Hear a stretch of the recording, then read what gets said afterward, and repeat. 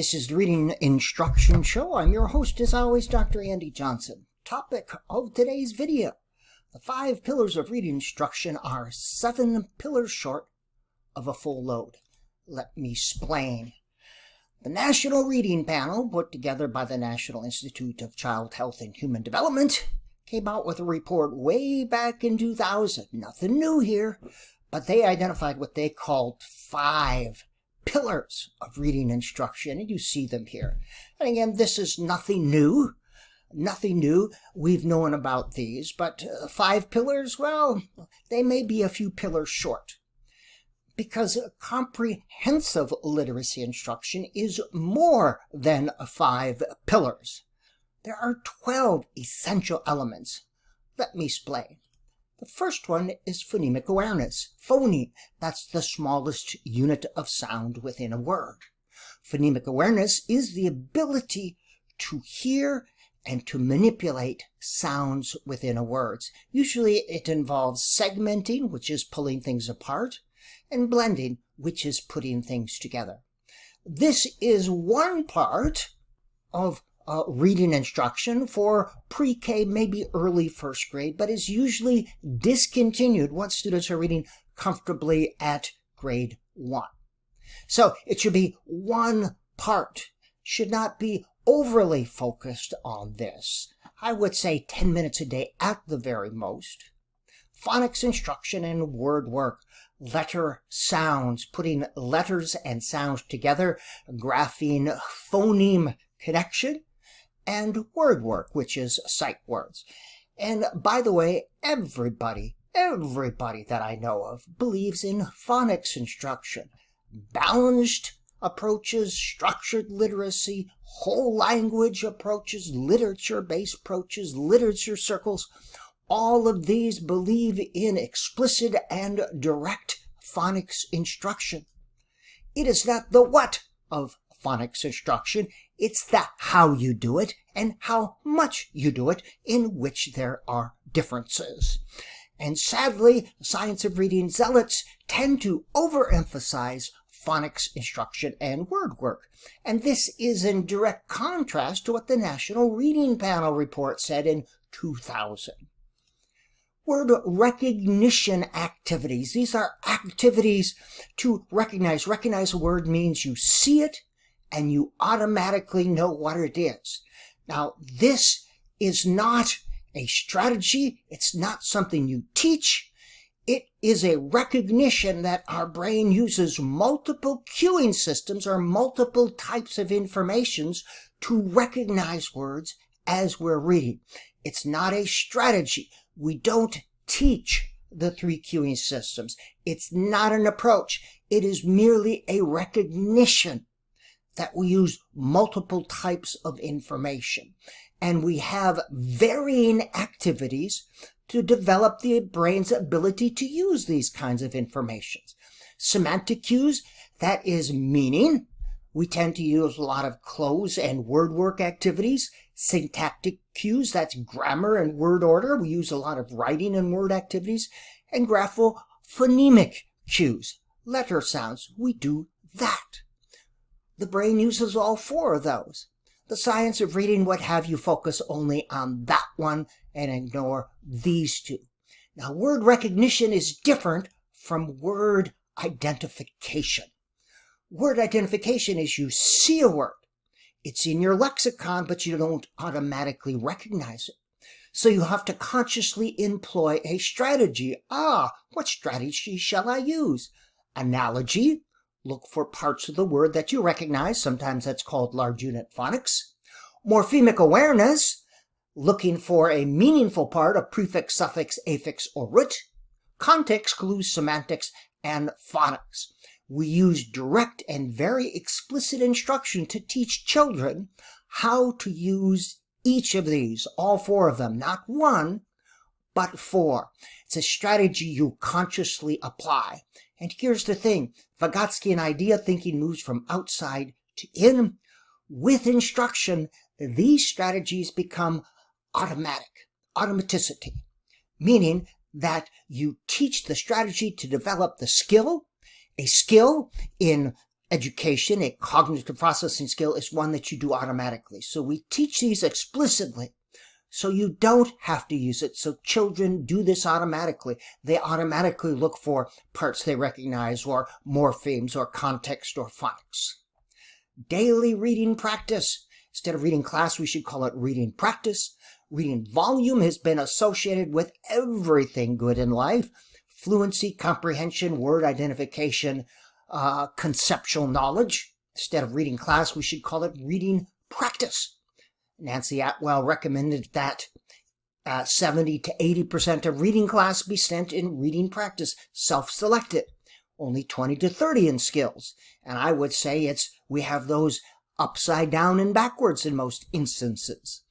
We let children choose a good book to read after they've done with their work, when choosing a good book to read should be the work of reading practice. Reading practice. Could you get better playing the piano if you didn't practice? No, certainly not. You need to practice reading. That enables you to practice using the skills that you've learned to put into use, that you've learned in authentic reading contexts. Social interaction. Oral language enhances. It's one of the 5 language learning processes. Reading, writing, listening, speaking, and thinking. And they all interact with each other and enhance the other. Human beings naturally want to talk about the books they've read. Conversation extends thinking, helps clarify thinking. These conversations should be planned and purposeful, and there's a lot of different ways you can have these. You can have book clubs, you can have literature circles, you can have evaluation critiques, you can have sharing journal entries, a lot of ways to have conversations around good books. Authentic writing experiences. The reading-writing connection has been firmly established. Authentic is writing to describe your ideas and your experiences, not responding to a prompt, but what do you think about? These can be done as pre- and post-reading activities. They can be used to reinforce letter sounds, describe a time when you are add to reinforce the short A. But it should be part of a comprehensive literacy experience, a comprehensive literacy program, a comprehensive reading program. Comprehension instruction, absolutely. 2 parts to this. It involves the cognitive processes related to comprehending. These are prediction, inferences, drawing conclusions, cause-effect. But it also involves thinking, study skill strategies, how to read expository text. Direct and explicit instruction is used here. Activities to develop word knowledge, vocabulary. And I put activities because you can't direct your instruction your way to an expanded vocabulary. Children learn between 3,000 and 5,000, depending on the research, words a year. You can't direct instruction that many. So you have to have activities to develop depth and breadth of word knowledge. Number 10, affective element, dealing with emotion and motivation. We think and we emote with the same brain. It's silly to think that one would not impact another. A teacher's #1 job is to help children fall in love with books. That's that intrinsic motivation, which is far more effective than extrinsic motivation. Also, dealing with emotion. Positive emotions lead to learning. We want to do it again. Negative emotions impede learning. That's research-based. Making your reading class a rewarding, relaxing place is a research-based strategy. And fluency, the ability to quickly process words and text. This is different from accuracy. It's different from expression. Expression, reading with expression, is different from reading prosody.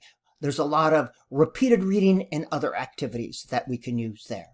And the 12th one, students' social cultural background. We want to build on students' language experiences and literacy experiences. They all bring them with them. So rather than telling them to leave those at the door, culturally responsive teaching builds on the language, literacy, and learning that students already have. to help them develop their full literacy potential. All right, systems theory.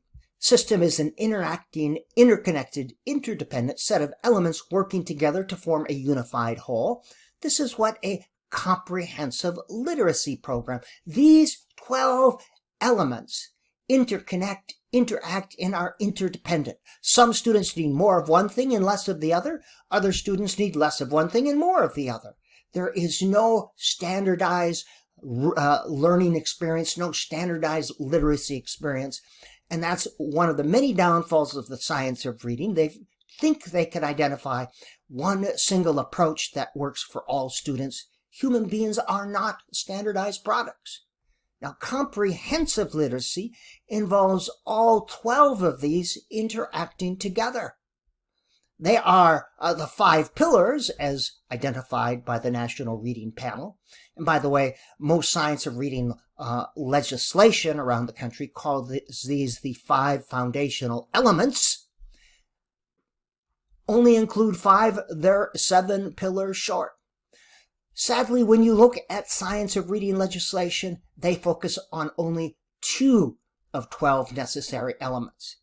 They say you need direct instruction with vocabulary, comprehension, and fluency, but they don't really say how you do that. The focus is on phonics and phonemic awareness. And even with your early readers, this falls far short of the glory, as St. Paul would say. 12, 5, or 2. 12 is better than 5 or 2. Comprehensive literacy instruction, 12 elements, interacting and interconnecting.